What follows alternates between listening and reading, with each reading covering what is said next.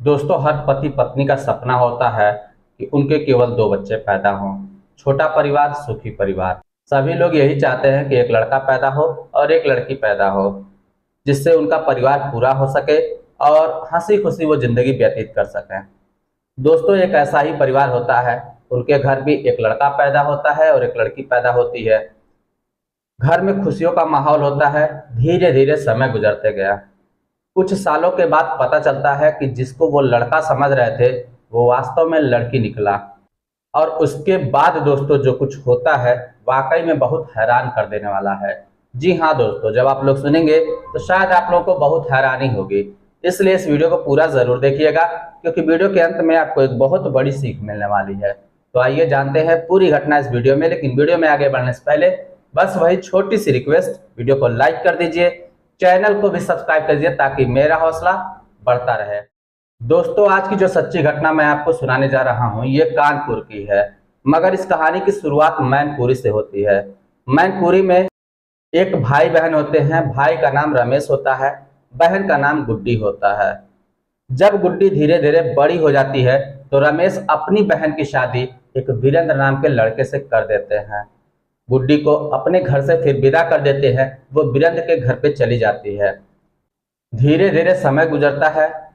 गुड्डी देवी को एक लड़का पैदा होता है, जो कि देखने में बेहद ही खूबसूरत होता है।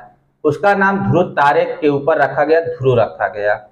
अब साल 2 साल और बीता। उसके बाद एक लड़की पैदा होती है, जो देखने में बेहद ही खूबसूरत होती है। उसका नाम चांदनी रखा जाता है। अब धीरे धीरे वक्त गुजरने लगा और इधर रमेश जो थे वो भी अपनी शादी कर लेते हैं। उनको भी जो है 4 बच्चे पैदा होते हैं धीरे धीरे करके। लेकिन तब तक 12 साल का समय गुजर चुका था।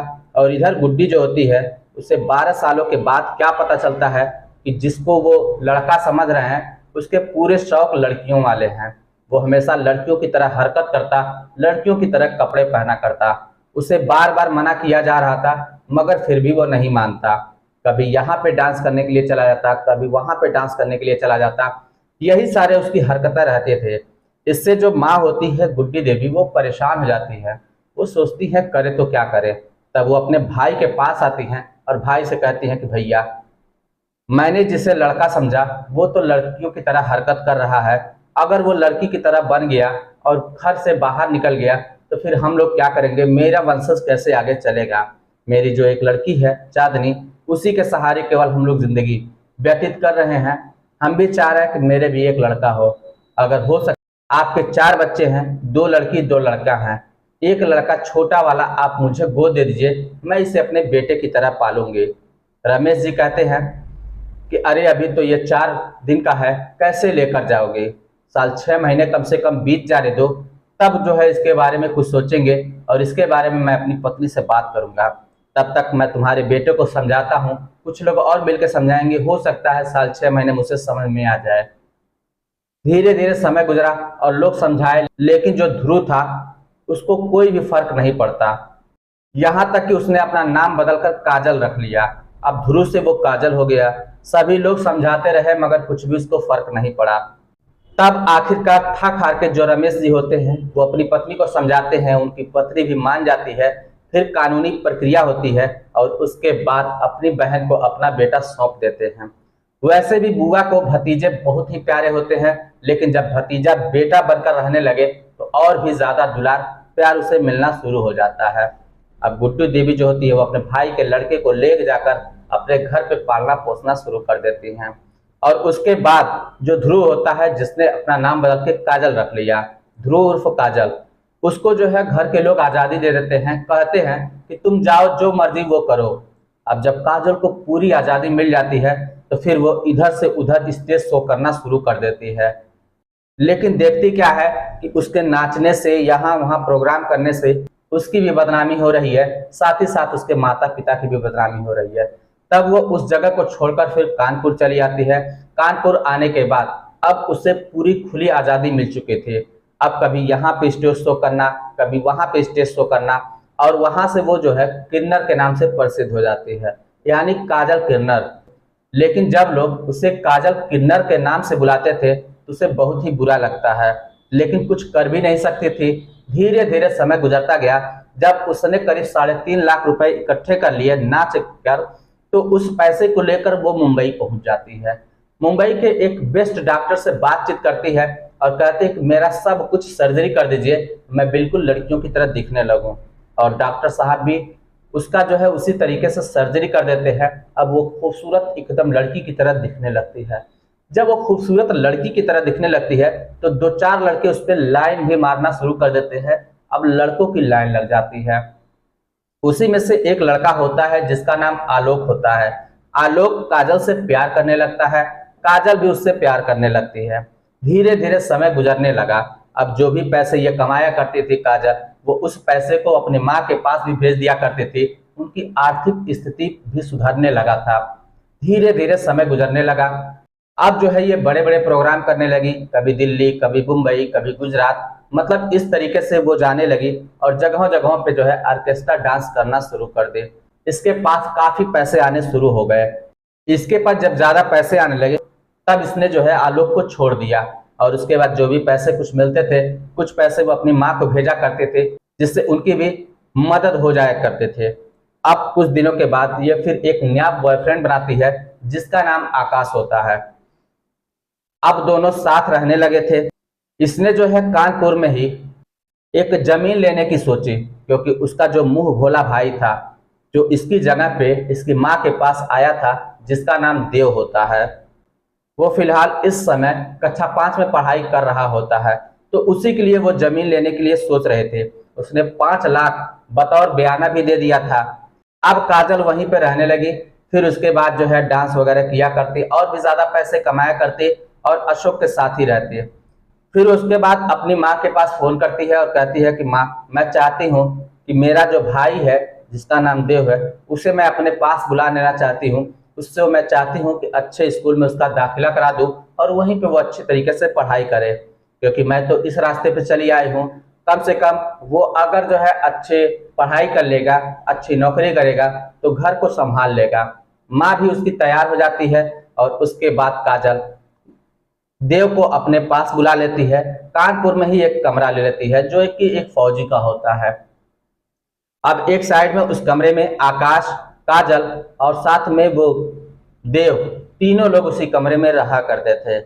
देव का एक अच्छे स्कूल में नाम लिखवा देती है। अब देव वहां से वो पढ़ने के लिए चले जाया करता था और जो काजल होती है वो वहीं से जाया करते थे, अपना प्रोग्राम वगैरह करते थे। लेकिन उसी के बगल में, उसी कंपार्टमेंट में एक कमरे में एक किन्नर रहते थे जिसका नाम देविका रानी था। अब देविका रानी का एक आशिक भी होता है जिसका नाम हेमराज होता है। हेमराज शादीशुदा था, तो उसकी पत्नी हमेशा उस पर भड़क जाया करती थी, कहती थी कि तुम किन्नर के पीछे पड़े हो, मैं तुम्हारी बीवी हूँ, तुम्हारे साथ जिंदगी व्यतीत कर रही हूँ, तुम्हारे बच्चों को देख रही हूँ, लेकिन तुम इसके बारे में जरा सा भी नहीं सोच रहे हो। तब हेमराज अपनी पत्नी को समझाता है कि मैं उसका साथ छोड़ चुका हूँ, मैं अब नहीं जाता हूँ। लेकिन वहां पे साथ तो छोड़ देता है, मगर वो काजल के पीछे फिर पड़ जाता है, फिर काजल को चाहने लगता है। ये सब देखकर जो इसका आशिक अशोक होता है उसे बहुत बुरा लगता है। वो मन ही मन सोचता है कि इसका कुछ न कुछ तो करना ही पड़ेगा। धीरे धीरे समय गुजरने लगा। एक दिन काजल जो होती है वो अपनी माँ को फोन करती है, कहती है माँ, मैं चाहती हूँ कि मैं मुंबई, मेरा एक प्रोग्राम है, मैं वहां पे जाना चाहती हूँ, मेरे पिताजी भी वही हैं, और ना हो तो तुम भी चलो, वहां पे टहल घूम लिया जाएगा और जो देव है इसकी भी मैं छुट्टी करवा देती हूँ। सभी लोग साथ चलेंगे। मुंबई के कई ऐसे जगह हैं जहाँ पर्यटक हैं जो घूमने योग्य हैं, बहुत अच्छे अच्छे जगह हैं, वहां पे हम लोग साथ में घूमेंगे तो कितना अच्छा लगेगा। माँ भी इसके लिए तैयार हो जाती है। अब 2-4 दिन का जब समय गुजरता है तो एक दिन जो काजल की माँ गुड्डी होती है वो काजल को फोन करती हैं, मगर काजल का फोन नहीं लगता। 2-4 दिन तक परेशान होती हैं, फिर भी फोन नहीं लगता। आखिर थक हार के जो गुड्डी देवी होती हैं वो फिर कानपुर पहुंच जाती हैं जहां पे काजल रहा करते थे। वहां पे पहुंचती हैं तो जिस कमरे में काजल रहा करते थे उस कमरे को देखती हैं तो पता चलता है कि बाहर से ताला लगा हुआ है। अब जो वहां पे केयर टेकर था, पप्पू जिसका नाम होता है, उससे पूछती है तो पता चलता है कि हाँ, यहाँ से 4-5 दिन हो गया और यहाँ पे कोई नहीं रहता। लेकिन जो काजल होती है वो पप्पू को भी एक फोन दी हुई थी, लेकिन उसका नंबर गुड्डी के पास नहीं होता है, मगर वो नंबर पप्पू को दे रखी थी, अगर मेरा नंबर ना लगे तो ये नंबर मेरे घर वालों को जरूर दे दीजिएगा, कोई आएगा ताकि जो है इस पे बात हो जाएगी। अब पप्पू वही नंबर गुड्डी को देता है, गुड्डी उस नंबर पे फोन लगाती है। जब फोन लगता है तो घंटी अंदर बजती है। अब जो है दरवाजे को खोलने के लिए सोचा जाता है, तो पप्पू जो था उसके पास एक डुप्लीकेट चाबी होती है, वो उसी डुप्लीकेट चाबी से उस घर का ताला खोला जाता है। जब अंदर जाने की कोशिश करते हैं तो इतना ज्यादा बाश मार रहा था, इतना ज्यादा बदबू आ रहा था कि तुरंत ही बाहर आ जाते हैं। अब गुड्डी को कुछ न कुछ आशंका हो जाती है कि हो ना हो कुछ न कुछ अनहोनी यहाँ पे हुई है। वो तुरंत ही वहां के पुलिस को इन्फॉर्म करती है। पुलिस मौके पर पहुंचती है। उसके बाद जब अंदर जाके देखती है तो जो बेड होता है, बेड के अंदर काजल की लाश पड़ी हुई थी और साथ ही साथ देव की भी लाश पड़ी हुई थी। अब पुलिस दोनों लाश को कब्जे में लेती है। उसके बाद पोस्टमार्टम के लिए भेज दिया जाता है। अब पुलिस छानबीन में जुड़ जाती है। पुलिस बगल वाले किन्नर जो देविका रानी होती है उससे पूछताछ करती है, तो उससे पता चलता है कि 3 लोगों का नाम वो बताती है। एक कहती है कि हेमराज, दूसरा जो है आकाश और तीसरा आलोक। यही तीनों लोग थे। हो सकता है इन्हीं तीनों लोगों में से किसी न किसी ने हत्या की हो। अब पुलिस इन तीनों की तलाश करना शुरू कर देती है, लेकिन इन तीनों का कहीं पे पता नहीं चल रहा था। धीरे धीरे समय गुजरने लगा और एक दिन अचानक में पुलिस को पता चलता है कि जो अशोक होता है वो मुंबई के एक होटल में फांसी के फंदे से लटका हुआ मिला है। उसके बगल में एक चिट्ठी है। पुलिस जब उस चिट्ठी को पाती है, उसमें साफ साफ लिखा हुआ था कि मैंने ही काजल को और उसके भाई की हत्या की है। उसने सफाई में यह लिखा था कि ये जब जमीन ले रही थी, ये मुझसे बार बार पैसे मांग रहे थे। मैं इसका साथ छोड़ने की कोशिश कर रहा था, मगर ये मेरा साथ छोड़ना ही नहीं चाहते थे।